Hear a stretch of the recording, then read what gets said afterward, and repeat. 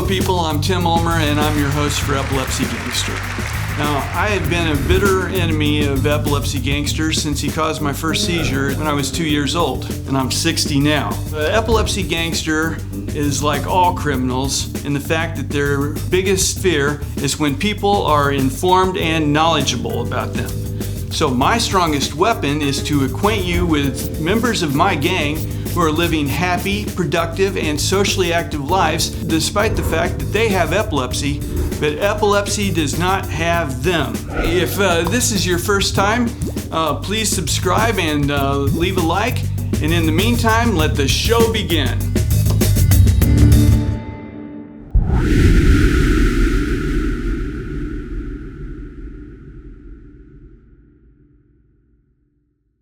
When people have a good caregiver, the Epilepsy Gangster is very aggravated.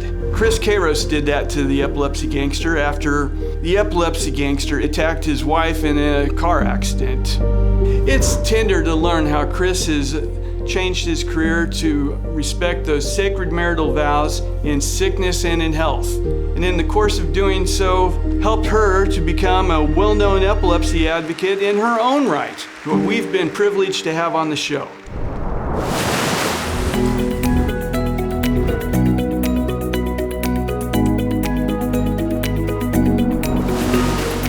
Chris, thank you for joining us tonight. Hey, thank you for having me. Chris, as I understand, Tiffany had a seizure when she was 16 years old, but it didn't happen again until after a car accident after you guys had gotten married. During the time you guys were dating and engaged, did you have any idea of what epilepsy was and what it could mean? Well, we were dating, and as we were engaged to be married, not really. We generally had heard of epilepsy and we knew what seizures were, but me specifically, I had never experienced a seizure myself. I've never seen anybody else have a seizure, so I had very little knowledge on it other than just knowing what seizures are. Please tell us what your thoughts were when you got that first phone call about her car wreck. I believe it was 4 months after you got married? Yes. Yeah, 4 months after we got married, and I was at work that morning. It was late in the morning, and it was probably the worst phone call that I've gotten in my life. When I spoke with the police officer, because that's who had called me, they said that Tiffany had been in an accident, and they didn't really have any other information than that. I asked them, I said, can you tell me what her condition is, how she's doing? And all he could tell me is that she's still breathing. And, as far as I could understand, that just sounded like kind of the worst case scenario is she's still breathing, So, unfortunately, no one was able to tell me how she was really doing. They just told me that she was in her ambulance on the way to the hospital and that I should go to meet her there. Wow. When that call came in, it took me about 20 minutes to get to the hospital, and then it took them about 2 hours to diagnose her with epilepsy because she had had a previous seizure before. And it was a very fast diagnosis, but at the same time, we didn't know, what epilepsy all entailed. Please tell us what the diagnosis did to your preconceived expectations for your marriage.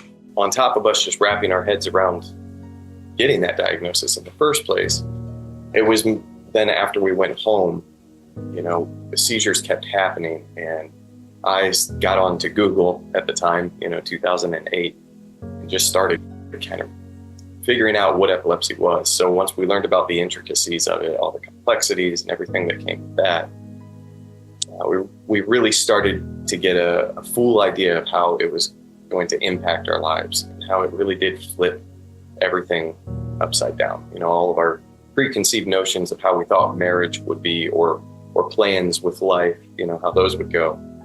Yeah, those changed pretty rapidly. So we had to relearn a lot of things real quickly. Please tell us what you were doing at the time for a career and what it did to your careers. Yeah, so at the time, Tiffany was working retail. She was a cashier, and I was just starting off my career in the graphic design world. I hadn't been out of college for that long, so it was kind of my first job out as a graphic designer. It flipped everything upside down. So, she was having seizures so bad at the time. That one initial seizure where she had the wreck kind of triggered something, and she started just having a bunch of seizures after that. So it got so bad to the point where she really wasn't able to work anymore because the seizures were so frequent. And with her going through those seizures and trying to get adjusted to the medications and, everything that comes with just trying to get adjusted to life that way, I also had to take a lot of time off of work to be with her and help her. And we had to go to doctor's appointments, all kinds of different things. Tell us about the change in your career.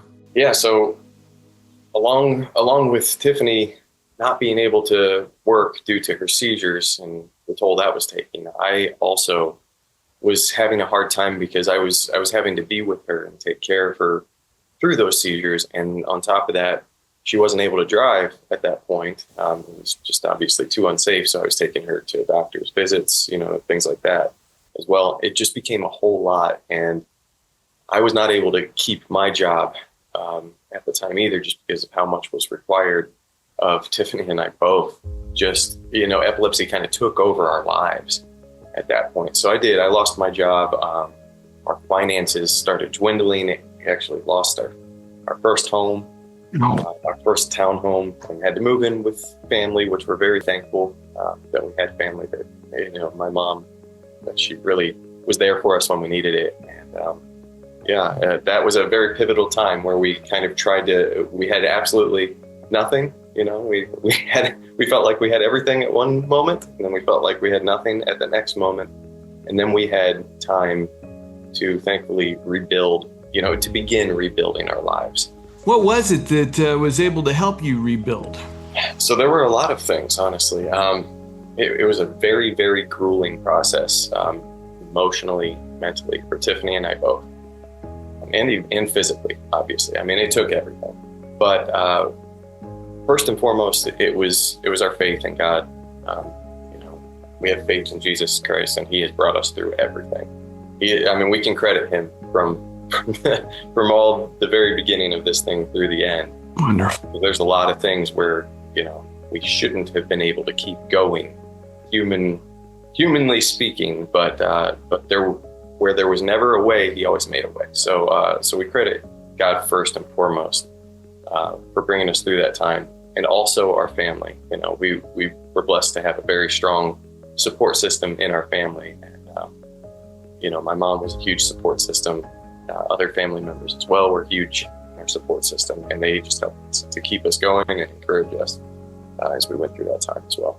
How did you adjust your career? So during that time that we were rebuilding our lives, we were living in a room at the back of my mom's house, a room that I grew up in, honestly, and that was our world for about 8 months as we were rebuilding our lives. I believe it was about 8 months.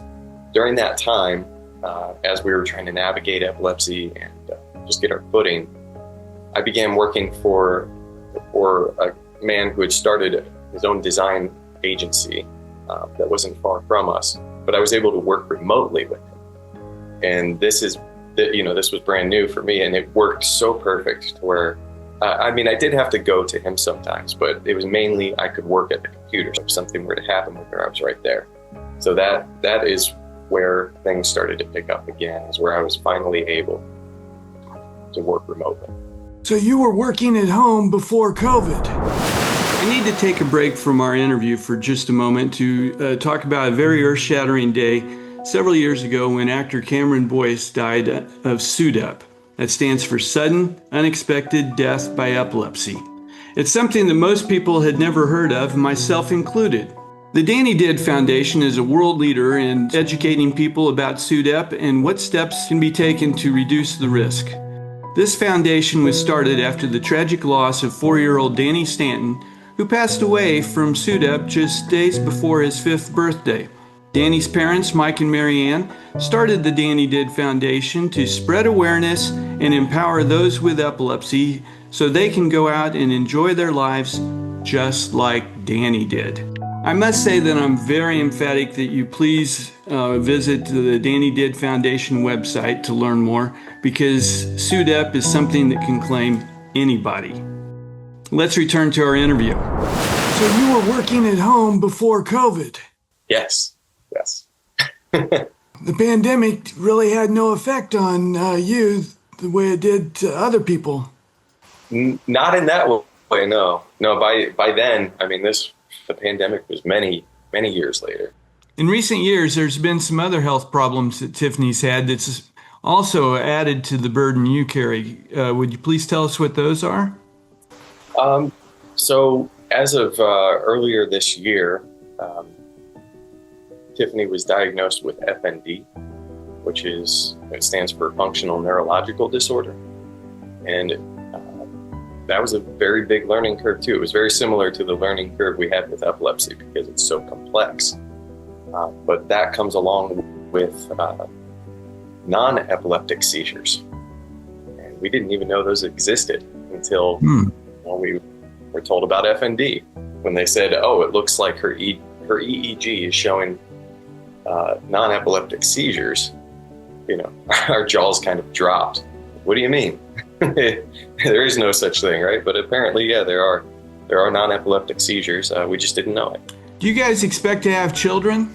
Oh, we had thought about it for a long time, and we thought about it, we prayed about it, and no, honestly, it's, at this point we know for a fact that that's not the path of our lives, and it took a while to come to terms with that for both of us in different ways. But we both did, and we realized that, everybody's path in life is different, and not all of them look the same, and ours just happened to look, like a life without children of our own. But we are very happy to have children in our lives that we do care about. How much time out of a work week do you think caring for your wife is? It really depends. Because there's a lot of good times and there's a lot of bad times. But thankfully, good times are sustained a bit. So, we could have a week or two of just all good times where nothing is really going on. No seizures are happening, no symptoms or anything like that. But then we can have, a bad day randomly here or there. Or a string of bad days. So it's really kind of all over the place. It's hard to know, which is one of the reasons why I am thankful that we both get to work together from home. I would say that by working at home, you guys actually have many more hours together than folks living in Atlanta and having to commute an hour each way to work. There was a time where we did have to commute early on. So I do remember what that's like. And that's not easy. I know it's not. And so we're very fortunate and blessed to be able to be in that situation. And what's Tiffany doing nowadays? She's still got the greatest passion in the world to continue advocacy every single day. That's her full-time job. And most of the time it's a labor of love, which, is amazing to me. But that's what she's doing. She's still advocating every day for epilepsy awareness. Congratulations, Tiffany Kairos, our 2024 Social Health Awards social media.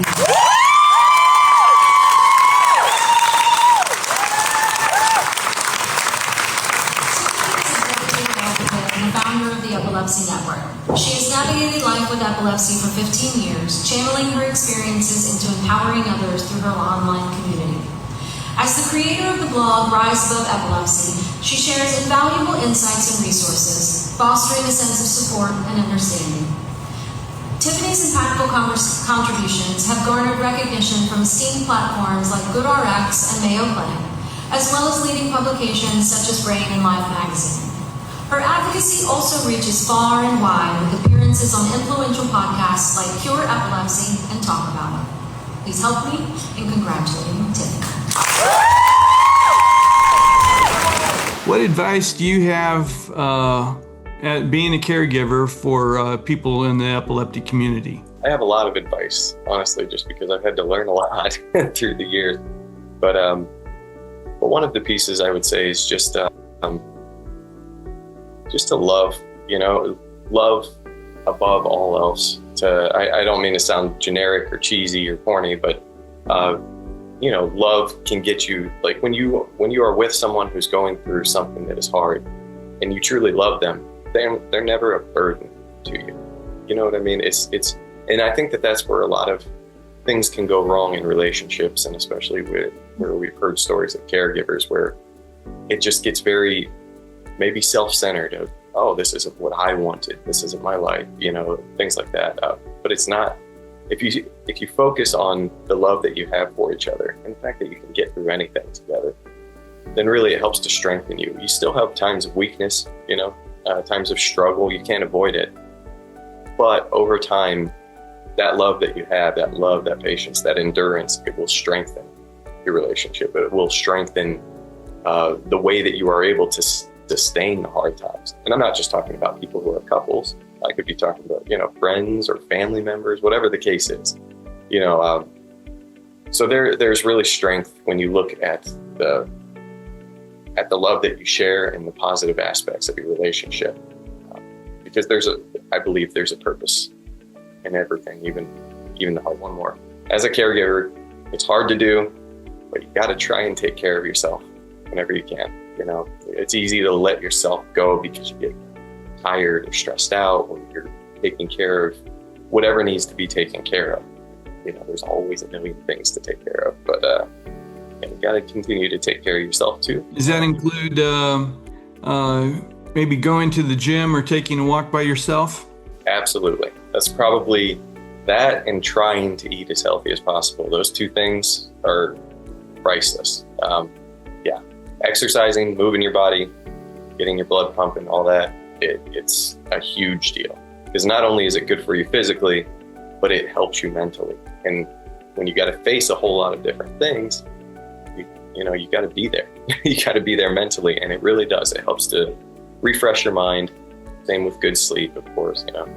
As a caregiver, and I'm sure a lot of people who even aren't caregivers can relate, these things are easy to fall to the wayside when you have a hard life or a busy life or whatever the case may be. So it's definitely important to try and take care of yourself. Well, Chris, thank you very much for sharing your advice to our audience. And I have all the confidence that you're going to have a nice golden wedding anniversary in the distant future. Oh, yes. There's many more to come. I'll stand by you. Won't let nobody hurt you. I'll stand by you. Well, now I see that Tiffany's joined us. Hello, Tiffany. Hello. Tiffany, what's it been like having Chris as a caregiver? Well, I have my Superman, CK. That's something to compete with Superman. Yes. What did epilepsy do to your expectations of marriage? Well, honestly, I believe that epilepsy might potentially halt my ability to dream, to envision what I would love to do with my future, and with the hopes of possibly finding the love of my life. Ultimately, God showed me the love of my life. And I'm the happiest I could ever be. Wow, that's wonderful. What single bit of advice do the two of you have for caregivers and for having a good marriage with epilepsy? Open communication. Open communication is a big one. And I would say love and perseverance. Marvelous. That can do for people that are feeling perfect. Thank you both very much for sharing with us tonight here on Epilepsy Gangster, and I have full expectations that you guys are going to have a golden anniversary one day. Thank you very much.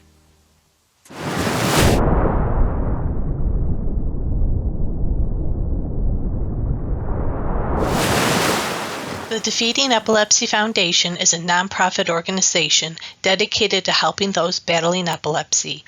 We provide advocacy and educational services to those battling epilepsy at a global level. For more information about our projects and services, please visit our website at www.defeatingepilepsy.org or email us at info@defeatingepilepsy.org. Please like us on social media and follow us so you can see how we are making a difference. Thank you for your support, and together we will defeat epilepsy. Hi, I am Natalie Beavers, and I am one of the many survivors living with epilepsy. My life has been filled with many ups and downs. It's just a part of life. I am proud of the person that I am becoming, and as I stand in the face of this relentless disorder called epilepsy, I want you all to know that I am me.